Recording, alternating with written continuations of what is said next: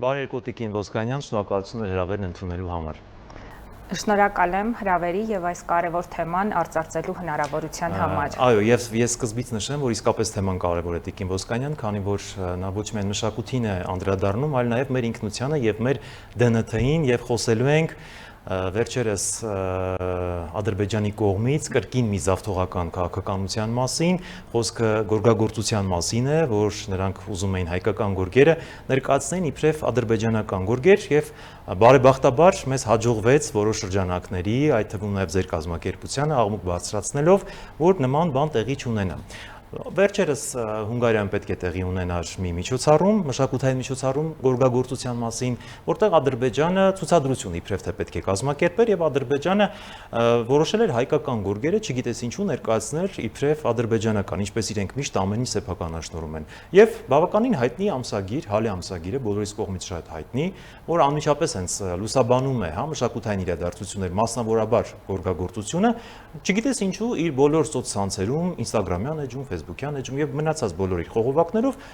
տարածել էր իբրև հայկական գորգերը ադրբեջանական են եւ այս մասով բավականին լուրջ աղմուկ բարձրացավ։ Կխնդրեի ձեր մեկնաբանությունը այս քաոսի մասին։ Ընդհանրապես պետք է արձանագրենք, որ սա նորություն չէ եւ Ադրբեջանը շարունակաբար է ոտնձգություններ կատարում հայկական մշակույթի նկատմամբ, մասնավորապես հայկական գորգագործության նկատմամբ։ Անդրադառնալով Հալե ամսագրին ուզում եմ նշել հանրության համար, որպեսզի հասկանալի դառնա, թե ինչու մեր կողմից այդպիսի մեծ աղմուկ բարձրացավ եւ ինչու էր շատ կարեւոր այդ գործընթացի կասեցումը։ Հալին խիստ հայտնի ամսագիր է եւ ունի բավականին լուրջ կշիռ գործվածքի լուսաբանման, ներկայացման, մեկնաբանման ասպարեզում, այն դեռևս լույս է տեսնում 1978 թվականից եւ ինչպես հենց իրենք են նշում, իրենց իսկ էջում իրենք ոլորտի առաջատարն են։ Այդ պատճառով նման պարբերականում այդպիսի խեղաթյուրված սխալ նյութի հրապարակումը եւ նրանց կողմից այդ նյութի տարածումը իրենց սոցիալական ցանցերի միջոցով բնականաբար եւ պետք է արժանանար այդպիսի կոշտ հակադարձման եւ ես շատ ուրախ եմ, որ մենք կարողացանք տարբեր մասնագետներ իրենց սոցիալական էջերով, տարբեր խողովակներով հնարավորություն ունեցան իրենց ձայնը բարձրացնելու եւ ի վերջո նրանք Facebook-ից հեռացրեցին, այսինքն իրենք տեսան հակադարձում եւ իրենք տեսան մի կարեւոր բան, որ հայկական կողմը շարունակաբար տեր է կանգնելու իր մշակութային ժառանգությանը եւ մենք ոչ մի կերպ եւ ոչ մի վարքյան չենք նահանջելու եւ պայքարելու ենք մեր գորգերի պահպանության, հանրահռչակման, մեր նախնազարդման համակարգի հանրահռչակման, հայկական ազգային հնամենի դարավոր սիմվոլների ամրագրման, որոնք կապված են մեզ հետ, որոնք կապված են մեր բնորանի հետ, որոնք կրում են մեր ստեղծման պատմությունը, այդ ամենը հենց այնպես չի ամրագրված գորգի վրա, դա ձեռագիր է, դա կոդ է, որով մենք ներկայանում ենք աշխարհին։ Մենք պայքարելու ենք դրա համար եւ արդյունքը տեսանք, որ այո, եւ այս դեպքը մատնանշեց, որ համակարգված, հստակ, ծրագրային պայքարի հակադարձման արդյունքում, մասնագիտական խոսքի արդյունքում, այո, մեր խոսքը դառնում է ծանրակշիռ եւ ունենում է հստակ արդյունք։ Տիկին Ոսկանյան, տեսեք, Հալե ամսագիրը, ինչպես նշեցիք, 1970-ականներից հայտնի է, թիվ 1-ն է աշխարհում եւ իսկապես ինքը լայն հնչեղություն ունի եւ կարող է ինքը թելադրել, հա, ինքը համակարգել եւ այսպես շարունակ, բայց նույն Հալե ամսագրի ներկայացուցիչները 2015-16 թվականներին Հայաստանում էին, նրանք շատ լավ գիտեին հայկական գորգերի մասին, շատ լավ ուսումնասիրել էին արցախյան գորգերը, նույնիսկ Արցախում են որոշակի ժամանակում եղել, Շուշիի գորգերի թանգանում եւ այլն։ Մոնիտորինգ են արել, իրականացել են բազմաթիվ հետազոտական աշխատանքներ, իմանալով այդ ամենը, կրկին գնացել են Ադրբեջանի հետ գործարքի, այսպես ասած։ Կարող ենք ասել, որ այստեղ նույնպես Ադրբեջանը իր սև նավթադոլարային կաշառքով է հասել այս ամենին։ Ադրբեջանը միշտ բոլոր ասպարեզներում է դիմում բոլոր հնարավոր ձևերին իր ոչ ճշգրիտ սուտ թեզերը առաջ, կեղծ թեզերը առաջ տանելու համար, այստեղ եւ գորգագործության ասպարեզում ոտնձգությունները հատկապես շատ ավելի շատ են, որովհետեւ Ադրբեջանը հենց իր արչեւ խնդիր է դրել յուրացնել հայկական արցախյան գորգագործական դպրոցը եւ ներկայացնել դա որպես իրենը, քանի որ այստեղ շատ ավելի հետաքրքիր շերտեր են բացվում, քանի որ ինչպես արդեն նշեցի, գորգագործությունը դա կոդ է, ձեռագիր է, որոնք դա մեր ինքնության մասնիկներից մեկն է, որով մենք խոսում ենք, մեր պատմության մասին ենք պատմում, մեր ինքնության մասին ենք պատմում աշխարհին։ Եվ Ադրբեջանը այդ նախշազարդման համակարգին, գործման տեխնիկային, ինչը շատ կարևոր է հատկապես նշել, գործման տեխնիկային, հայկական կրկնակի հանգույցը, որով որ թե թուրքերը, թե ադրբեջանցիները գործում են իրենց գորգերը, տիրանալով գործման տեխնիկային, փորձում է կեղծ կապ ստեղծել տարածաշրջանում իր երկարամյա գոյությունը ինչ-որ ձևով փաստելու, ներկայացնելու համար։ Նաև այս տեսանկյունից է շատ կարևոր հայկական ոչ միայն գորգելը մշակութային մյուս արժեքների պաշտպանությունը, դրանց մասին շարունակաբար խոսելը, դրանք ներկայացնելը, եւ այստեղ մենք տեսնում ենք մշտապես շարունակական հարձակում ոչ միայն հալի ամսագրի միջոցով, նրանք դա անում են տարբեր թանգարաններում, գիտաժողովների միջոցով, գիտական հոդվածների միջոցով, այո, այսինքն մասնագիտական դաշտում կան մասնագետներ, ոչ միայն ադրբեջանցի մասնագետներ, այլև ուրիշ ազգերի ներկայացուցիչներ, որոնք հանգիստ կարողանում են շրջանցել պատմական իրողությունները եւ գրել իսկապես կեղծ պատմություն, ինչը անխոս խիստ դատապարտելի է։ Տեսեք, դատապարտեցիք դուք ձեր կազմակերպությունը, իդեպ Հայկական գորգերի ազգային կենտրոնը, դատապարտեցին անհատներ, աշխարհասփյուր հայեր, բայց մենք այն երկիրը, որտեղ Ադրբեջանը փորձում է նման զեղծարարություններ, կեղծ պատմություններ հորինել եւ ադրբեջանաֆիկացնել ամեն ինչ, մասնավորաբար հայկականն ու արցախյանը, մեր դեսպանները, մեր բարձրաստիճան պաշտոնյաները, մեր կառույցները լռում են, որևէ բան չեն անում։ Ում գործառույթն է սա, պետությունը ինչպես պետք է ներգրավի եւ կանխի նման դեպքերում։ Հյուպատոսների աշխատանքն է դա, մշակութային գործիչների աշխատանքն է, ում աշխատանքն է սա։ Սա համակարգված ծավալուն համատեղ աշխատանք է։ Անխոս այստեղ եւս երևում է մշակույթի նախարարության պակասը եւ բնականաբար հրաշալի կլիներ, որ մշակույթի նախարարություն լիներ եւ զբաղվեր հենց այս հարցերով եւ համակարգեր։ Այստեղ շատ կարեւոր է անհատ մասնագետների, կազմակերպությունների եւ անխոս պետության համագործակցությունը, քանի որ մեր դիմաց կանգնած ուժը օգտագործում է իր ողջ գործիքակազմը եւ այդ ողջ գործիքակազմը օգտագործում է հենց պետության կողմից վերցնելով տարբեր թիրախներ եւ հերթով խփելով այդ թիրախներին։ Հետեւաբար մեր հակազդումը պետք է լինի համաչափ համաչափ եւ բնականաբար ավելի ուժեղ։ Գիտեք, մի շատ հետաքրքիր բան էլ կա, երբ ինչ-որ մի բանը քոնն է, երբ դու ես ստեղծել, երբ դրա տերը դու ես, դու ավելորդ անգամ կարիք չունես այդ մասին բարձր գոռալու, բայց պարզվում է, որ ստեղծված իրավիճակում դրա կարիքը առաջացել է, այստեղ պայքարը պետք է լինի խիստ համակարգված, ոչ միայն կոնկրետ հալի ամսագրի հրապարակման հետ, այլև բազմաթիվ միջազգային թանգարանների, մենք պետք է ունենանք տարբեր միջազգային գիտաժողովներում գորգ ներկայացնող բազմաթիվ մասնագետներ, որոնք իսկապես կկարողանան ճշգրիտ գիտական բարձր լեզվով խոսել հայկականության, պահպանության եւ կեղծարարության դեմ։ Հենց այդ ճշգրիտ խոսելու պրոֆեսիոնալիզմով, գորգագործության մասին առաքելությունը տրված է Հայկական գորգերի ազգային կենտրոնին։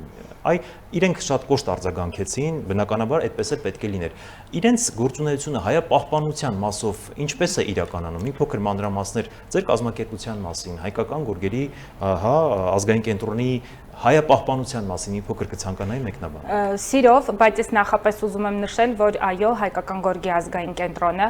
արդեն երկար տարիներ է, ինչ կատարում է լուրջ աշխատանք գորգապահպանության, հանրահռչակման, նյութի գիտական հետազոտության արդյունքում, բայց պետք է նշենք նաև, որ դաշտում կան հրաշալի մասնագետներ, հրաշալի կազմակերպություններ, թանգարաններ, գիտական ինստիտուտներ, որտեղ մասնագետները նորից իրենց ամենօրյա աշխատանքով ունենում են մեծ նվաճումներ, կարողանում են նպաստել գործին։ Հայկական գորգի ազգային կենտրոնը հենց իր ստեղծման, իր ձևավորման օրից մի քանի հիմնական ուղղություն նախանշեց, որի մեջ առանցքայինը հայկական գորգի գիտական հետազոտություններ, պահպանությունը եւ հանրահռչակումը եւ այն թիմը, որը որ հավաքվեց հայկական գորգի ազգային կենտրոնի հիմնադիր նախագահ Վիկտոր Մնացականյանի շուրջը, իր ամենօրյա աշխատանքով քայլ առ քայլ մոտենում է բոլոր նպատակների իրականացմանը։ Այստեղ մենք ոչ միայն գորգայով ընդհանրապես գործվածքը ներկայացնելու կարիք ունենք, քանի որ մենք ունենք ահռելի արխիվային նյութ, մենք ունենք հստակ պատմություն, մենք ունենք անցյալում տեղի ունեցած, այսինքն անցյալում կազմավորված հաստատություններ, հիմնարկություններ, գորգագործական ամբողջը փաստագրված կա, գորգագործական ֆաբրիկաներ, որոնք որ իրենց գործունեությունն են ծավալել դարեր շարունակ։ Նորություն չեմ ասի, իհարկե, եթե ասեմ մեր միջնադարյան հայ վաճառականների այդ ողջ պատմությունը, որը միայն վաճառականության պատմություն չի, դա մի ահռելի պատմություն է եւ այդ ողջ պատմության մեջ հենց գորգավաճառության պատմությունը, հայկական տեքստիլի վաճառ մնացած բոլոր տեքստիլի այլ նմուշների վաճառքը եւ այս բոլորի հետազոտությամբ եւ այս բոլորը գիտականորեն ներկայացնելու հիմնական գործով նաեւ առաքելությունը վերցել եք առաքելությունը ոչ միայն նորից ասեմ, որ դաշտում իսկապես հրաշալի մասնագետներ կան, բայց մենք ամենայն պատասխանատվությամբ ենք վերաբերվում դրան եւ փորձում ենք յուրաքանչյուր օրը ունենալ գոնե մի փոքր նվաճում մեր հիմնական նպատակներին հասնելու համար։ Շատ լավ, նաեւ հայկական գորգերի ազգային կենտրոնին անդրադարձանք, վերջերս Մայրաքաղաքի սրտում ամենահայտնի այգիներից մեկում, գլխավոր փոստի դիմացի այգում տեղի ունեցավ շատ հայկական գեղեցիկ մի միջոցառում գորգ լվայի արարողություն։ Իդեպ ես անձամբ ներկա եւ հիացած էի։ Այ ինչպես ծնվեց գաղափարը։ Մի փոքր այդ մասով մեկնաբանություններ խնդրում եմ։ Գաղափարը հետաքրքիր էր, որովհետեւ նույնպես հայաֆիկացնելու ամեն ինչ, քանի որ տուրիստները այնտեղ շատ էին եւ դա էլ նպաստում է ուղղակի եւ անուղղակի կրթելու թե հայկական գորգագործությունը ինչ է իրենց ներկայացնում։ Գորգ լվալու արարողությունը բոլորիս ամենասիրելի արարողությունն է, այսինքն մենք բոլորս էլ մանուկ ենք եղել եւ հիշում ենք, որ ինչպես էինք սպասում, նույնիսկ տատերը, մայրերը, քույրերը, այո, ինչպես էինք սպասում, նույնիսկ չէինք կարողանում գիշերը քնել, եթե գիտեինք, որ հաջորդ առավոտ մեր բակում, թաղում, փողոցում տեղի ունենալու ու այն վարակիչ էր, ամբողջ գործընթացի սիրունությունը հենց նրա մեջ է, որ ինքը վարակիչ է, իսկ եթե մեկը դուրս էր բերում իր գորգը լվալու, անծանոթ բոլորը միանում էին, եւ միանում էին եւ շարունակում էին այդ գործընթացը։ Երբ դեռևս տարիներ առաջ, երբ Վիկտոր Մնացականյանը առաջարկեց փողոցում, Մայրաքաղաքի հենց կենտրոնում, իդեպ առաջին գորգլվան տեղի է ունեցել Աբովյան 3 հասցեում, որտեղ գտնվում էր Որդանկարմիր հայկական գորգի թանգարանը, հայտնի AUX-ի շենքում, հենց Աբովյան 3 հասցեում ամբողջ Աբովյան փողոցը գորգապատել եւ փողոցում գորգ լվանալ, այսպես բոլորիս արձագանքը բավականին հետաքրքիր էր ու տեղի ունեցավ հենց այդ օրը մենք հասկացանք թե ինչու լայն արձագանք է գտնում եւ մարդիկ ինչպիսի մեծ ուրախությամբ են միանում իսկապես վերածվում է մի մեծ տոնի ու այն դարձավ շարունակական ու արդեն երկար տարիներ է յուրաքանչյուր տարի մենք հնարավորություն ենք ունենում եւ փառատոնների շրջանակում եւ պարզապես մեր հայկական գորգի ազգային կենտրոնի կազմակերպած միջոցառումների շրջանակում իրականացնել տարեկան 2 օր այդ միջոցառումը եւ պատկերացրեք սկսելուց սկսվում է այդ փոքրիկների մեծ հավաքով, որոնք պարզապես չեն կարողանում համբերել թե երբեն ջուրը միացնելու եւ բավականին երկար ժամեր տևելուց հետո միևնույնն է լինում են դեռ մարդիկ, ովքեր որ չեն ուզում հեռանան, դժգոհ են, որ միջոցառումը արդեն օրը մտնում է եւ մոտենում է ավարտին եւ ասենք խնդիրը հենց լինում է ինչ սկսել արագ եւ ինչպես մեղմ վերջացնել, որպեսզի բոլոր մարդիկ հասցնեն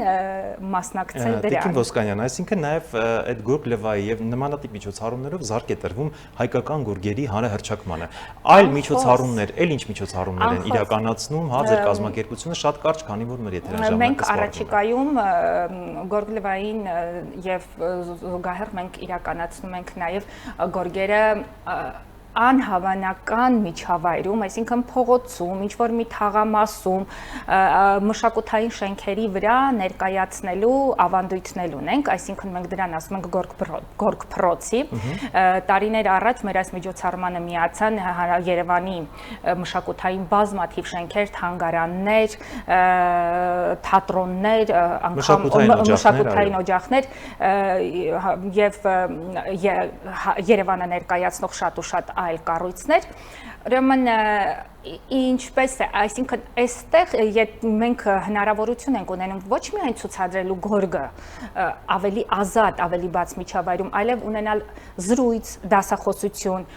գորգերի մասին ու դրան միանում են նորից մեծ թվով մարդիկ եւ ինչն է մեզ ամեն տարի